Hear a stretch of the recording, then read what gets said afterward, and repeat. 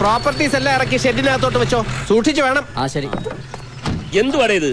എല്ലാം അഴിച്ചെടുത്തോണ്ട് വെളുപ്പിനെ എത്താന്ന് പറഞ്ഞിട്ട് ഇപ്പോഴാണോ വരുന്നത്? അതെങ്ങനെ? ഇന്നലെ ഇവന്റ് കഴിഞ്ഞ് എന്തായിരുന്നു പൂരം? അടിച്ച് പൂക്കുറ്റിയായിട്ട് കിടന്ന് ഉറങ്ങിയിടത്ത് എണീപ്പിക്കാൻ പറ്റ പാട്. ഇവന്മാര് ഇവരെന്നെ എണീപ്പിച്ച കാര്യം പറഞ്ഞത്. ലേശം ഓവറായി പോയി, സാധനം ഡ്യൂപ്ലിക്കേറ്റ് ആയിരുന്നു. പ്രോഗ്രാമിന്റെ സെറ്റപ്പിനെ കുറിച്ച് ഭയങ്കര അഭിപ്രായം. നജീബിന്റെ വിരട്ട് അച്യുതൻകുട്ടിക്ക് ശരിക്കും ഏറ്റെന്നാ പറഞ്ഞത് അല്ല ഫിലിപ്പോച്ചാ? ഏറ്റില്ലെങ്കിൽ പിന്നെ അച്ചുവേട്ടനാ മേലക്കാരെ പറഞ്ഞിടുമെന്ന് തോന്നുന്നുണ്ടോ? കറക്റ്റ്. നാളെ തന്നെ അച്യുതൻകുട്ടിയുടെ ഓഫീസ് പൂട്ടിച്ച് ആ PM മീശ പഠിപ്പിച്ച് പൊട്ടും കുത്തിച്ച് നാട്ടുകാരുടെ മുന്നിൽ കൂടെ നടക്കൂല. നടത്തിക്കും. അവനെ നടത്തിക്കുന്ന കാര്യമല്ല, പിന്നെ അച്യുതൻകുട്ടിയുടെ ഓഫീസ് പൂട്ടുന്നത് നടക്കൂല. അതെന്താ?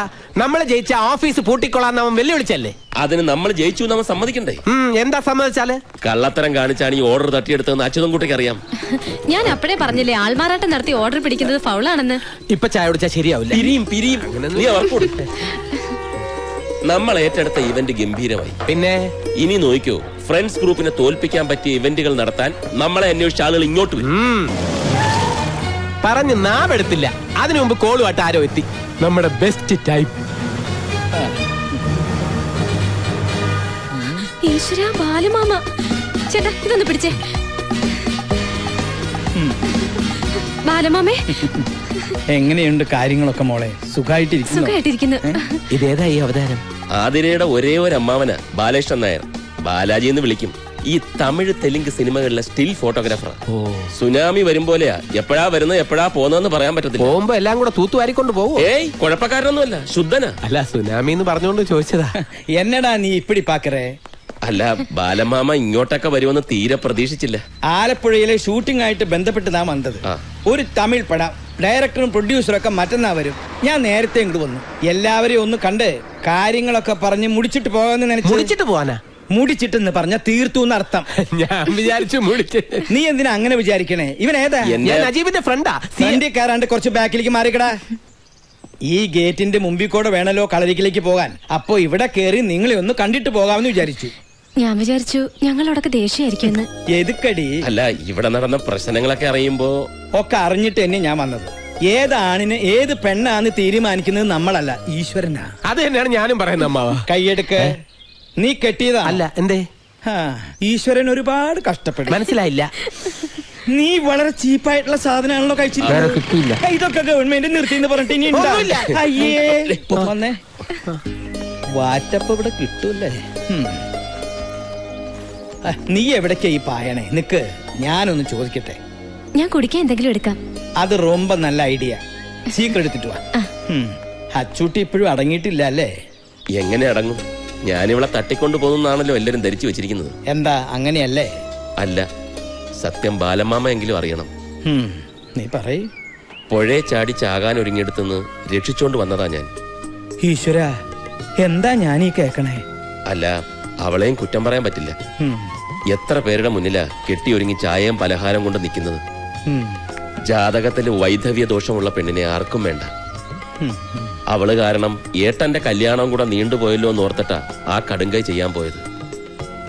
എനിക്കൊരു ജീവിതം തരാൻ നജീബിക്ക് പറ്റുമോന്ന് ചോദിച്ച് കരഞ്ഞപ്പോ പിന്നൊന്നും നോക്കിയില്ല, കൂടെ കൊണ്ടുവന്നു. എനിക്കെന്ത് നക്ഷത്രവും ജാതകവും? ഇതൊക്കെ നിനക്ക് അച്ചൂട്ടിയോട് പറഞ്ഞുകൂടായിരുന്നു? ആത്മഹത്യ ചെയ്യാൻ ഒരുങ്ങിന്നൊക്കെ അവനോട് എങ്ങനെയാ പറയുന്നത്?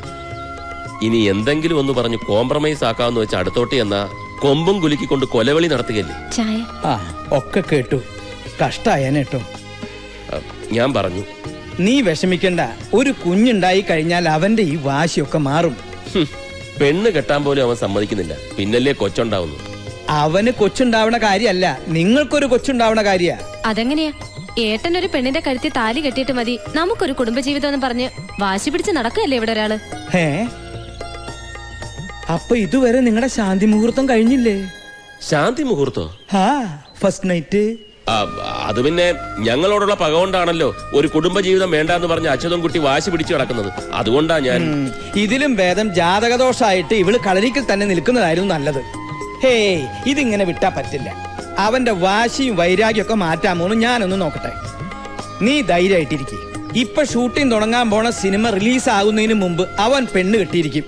ഈ മുറ്റത്തൊരു കുഞ്ഞു കാല് ഓടി കളിക്കണത് ഞാൻ കാണുകയും ചെയ്യും. ബാലമാമിയാ പറയണേ. എന്റെ തിരുമാന്താംകുന്നിലമ്മേ, ഇതൊന്നും അറിയാതെ എന്റെ കുട്ടി എത്ര പ്രാഗിരിക്കണോ ഞാൻ. ഈശ്വരന്റെ മുന്നിൽ ജാതിയും മതമൊന്നുമില്ല, മനുഷ്യനേ ഉള്ളൂ. ഇനിയാവത് വാശിയും വൈരാഗ്യം ഒക്കെ അവസാനിപ്പിച്ച് അത് നിങ്ങളെ അനുഗ്രഹിക്കാ വേണ്ടത്. എനിക്കപ്പോഴേ തോന്നി ഒന്നുമില്ലാതെ നജീബിക്ക് അങ്ങനെയൊന്നും ചെയ്യില്ലാന്ന്. എന്നാൽ അപ്പോഴേ നീ പറയണ്ടേ നിന്റെ ഏട്ടനോട്? അത് പിന്നെ എന്താ ഒരു ഗൂഢാലോചന, ഒരു ചർച്ച? അച്ചു നമ്മൾ വിചാരിച്ച പോലെ അല്ല കാര്യം. നജീബ് ആതിരെ ദേ, അവന്റെയോ അവളുടെയോ കാര്യം ഈ വീട്ടിനകത്ത് കേട്ടു പോകരുതെന്ന് ഞാൻ പറഞ്ഞിട്ടില്ലേ അമ്മയോട്? പുകഞ്ഞ കൊള്ളി പുറത്ത്, അത്ര തന്നെ. അതെങ്ങനെയാ പുകഞ്ഞേന്ന് നീ അന്വേഷിച്ചിട്ടുണ്ടോ? എനിക്ക് അതൊന്നും അന്വേഷിക്കേണ്ട കാര്യമില്ല അമ്മാവ. മുഖത്തായ കരി തേച്ചിട്ടും കുളിച്ചിട്ടും പോണില്ല. ദാ, ഇതാ ഇപ്പോഴത്തെ പ്രകൃതം. മൂക്കത്ത ശുണ്ടി. ഓപ്പോള് വിഷമിക്കണ്ട, അതൊക്കെ പറയേണ്ട വിധത്തിൽ പറഞ്ഞ് ഞാൻ അവനെ സമ്മതിപ്പിച്ചോളാം. ആ PM എന്ന് പറഞ്ഞവനെ ഇത്തിരി പൂജാസാധനങ്ങൾ വാങ്ങാൻ വിട്ടിട്ടുണ്ടായിരുന്നു. അവൻ എല്ലി പോയിതറേ. നിന്റെ മിക്സിംഗ് കറക്റ്റ് ആണോ നോക്കിയേ? അപ്പൊ നീ എന്റെ മിക്സി പഠിച്ചു അല്ലേ? എന്ത് കാര്യം ഒറ്റത്തവണ കണ്ടാ മതി ഈ PM-ന്.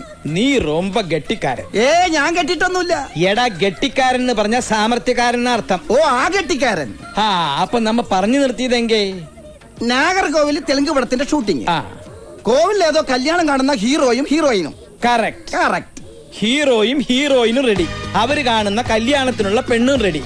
പക്ഷെ ചെറുക്കനായിട്ട് അഭിനയിക്കാൻ കൊണ്ടുവന്നവനെ ഡയറക്ടർക്ക് ഇഷ്ടപ്പെട്ടില്ല. ഡയറക്ടർ കോദാണ്ഡരാമ റെഡ്ഡി എന്നെ നോക്കി ഒന്ന് പുഞ്ചിരിച്ചു. ബാലാജി, നീ കല്യാണ ചെറുക്കനായിട്ട് അഭിനയിക്കുന്ന ഒരു ഓർഡർ. അന്ന് ഞാൻ ഇതുപോലെ ഒന്നുമല്ല, ഇതിലും പൂസായിരുന്ന സ്മാർട്ടായിരുന്നു. ശിവാജി ഗണേശനില്ലേ അതുപോലെ. പിന്നെ ഒന്നും നോക്കിയില്ല, കേറി നിന്ന് താലി കെട്ടി ഫസ്റ്റ് ടേക്ക് ഓക്കെ. ഷൂട്ടിംഗ് കഴിഞ്ഞ് ഞാൻ പുറപ്പെടാൻ ഒരുങ്ങുമ്പോ ദേവരനു. ആര്? ഞാൻ താലി കെട്ടിയ പെണ്ണിന്റെ ചേട്ടൻ രാമകൃഷ്ണനും നാട്ടുകാരും. എന്തിന്? കെട്ടിയ പെണ്ണിനെ ഇവിടെ ഇട്ടുകൊണ്ട് പോയാ കൈയും കാലും വെട്ടുന്നു പറഞ്ഞ് എന്റെ ക്യാമറയും ബാഗും അവര് പിടിച്ചെടുത്തു. അപ്പൊ ആ പെണ്ണ് നടിയായിരുന്നില്ലേ? ഏയ്, ഷൂട്ടിംഗ് കാണാൻ വന്ന ആ പെണ്ണിനോട് എന്തൊക്കെയോ പറഞ്ഞ് വേഷം കിട്ടിച്ചത് ആ പ്രൊഡക്ഷൻ മാനേജർ തെണ്ടി. എന്നിട്ടെന്താ, ശാന്തി മുഹൂർത്തം കഴിഞ്ഞ് ഞാൻ നാടുവിട്ടു. ശാന്തി മൂത്രോ? ഫസ്റ്റ് നൈറ്റിംഗ്. പിന്നെന്തിനാ അവിടുന്ന് പോകുന്നത്? അവിടെ തന്നെ കൂടായിരുന്നില്ലേ? അതെങ്ങനെയാ? അന്ന് എനിക്ക് നാട്ടിലൊരു ഭയങ്കര പ്രേമുണ്ടായിരുന്നു. എന്നിട്ട് അവരെന്ത് കെട്ടാഞ്ഞത്? സിനിമാക്കാരന് പെണ്ണ് കൊടുക്കില്ല എന്ന് പറഞ്ഞ് അവളുടെ തന്ത വേറൊരുത്തനെ കൊണ്ട് അവളെ കെട്ടിച്ചു. എന്നാ പിന്നെ തിരിച്ച് നാഗർകോവിലേക്ക് പോകായിരുന്നില്ലേ? ചെന്നാൽ അവരെന്റെ കൈയും കാലും തല്ലി ഒടിച്ച് അവിടെ ഇടും. പിന്നെ ഒരിക്കലും അവരെ കണ്ടിട്ടേ ഇല്ല? ഒരുപാട് സ്ഥലത്ത് ഞാൻ അവരെ അന്വേഷിച്ചു, പിന്നെ ഞാൻ അവരെ കണ്ടിട്ടില്ല. അന്ന് മുതൽ ഈ ക്യാമറയും തൂക്കി അലയാൻ തുടങ്ങിയതാ അശ്വത്ഥമാവിനെ പോലെ. ഓ, ഫ്ലാഷ് ബാക്ക് ആയിരിക്കും നാറുകോൽ. അതേടാ, നീ ഇരിക്കേ. വേണ്ട വേണ്ട, ഞാനൊരു 1000 തവണ കേട്ട് ബോറടിച്ചതായി കഥ. 1000 അല്ല 10000 തവണ കേൾക്കണം. എന്നാലേ ഭാര്യയും കുട്ടികളും കുടുംബവും ഇല്ലാണ്ടായാൽ എന്താന്നുള്ള നൊമ്പരറിയൂ. എന്ത് നൊമ്പരം! വീണടം വിഷ്ണു ലോകമെന്നും പറഞ്ഞ് പറന്ന് നടന്നൂടെ? സുഖല്ലേ? സുഖം പുറത്ത് നിൽക്കണവർക്ക് അങ്ങനെ തോന്നും, പക്ഷേ ഉള്ളിലെരിയണ തീ ആരും കാണില്ല.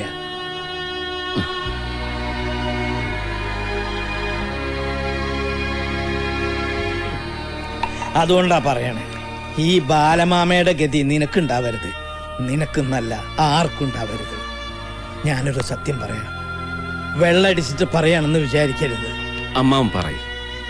നജീബ് നമ്മുടെ ആതിരക്കുട്ടിയെ. വേണ്ട, അതൊഴിച്ച് അമ്മാവന് വേറെ വല്ലതും പറയാനുണ്ടോ? ഇതൊഴിക്കട്ടെ. ഒഴിക്കടാ. ഇവനോട് പറയാനുള്ളത് മുഴുവൻ പറഞ്ഞു കേൾപ്പിച്ചിട്ടേ ഇവനെ ഞാൻ വിടും. ഒഴുക്കി. വെള്ളമൊന്നും വേണ്ട.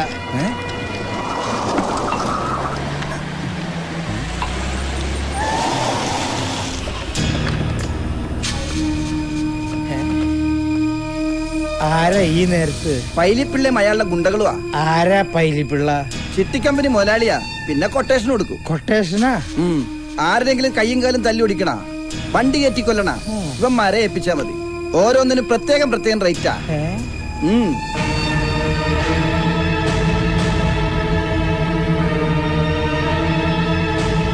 അതെ, അങ്ങനെ അങ്ങ് ഏറ്റാ മതി. അച്യുതൻകുട്ടി പറഞ്ഞാ പിന്നെ പൈലിപ്പള്ളിക്ക് പിന്നെ എന്നതാ, അതങ്ങ് അനുസരിച്ചിരിക്കും അക്ഷരം പ്രതി. എന്നാ പിന്നെ ഞാൻ അങ്ങോട്ടോ. വണ്ടി ഇടറാ. ഈ പൈലിപ്പള്ളി ആയിട്ട് അച്ചൂട്ടിക്ക് എന്താ ഇടപാട്? നജീബിന്റെ കയ്യോ കാലോ തല്ലി ഓടിക്കാൻ കൊട്ടേഷൻ കൊടുത്തായിരിക്കും. എന്റെ പരദൈവങ്ങളെ, ഇവന്റെ പകയൊന്നടങ്ങാൻ എന്തെങ്കിലും വഴി കാണിച്ചു തരണേ.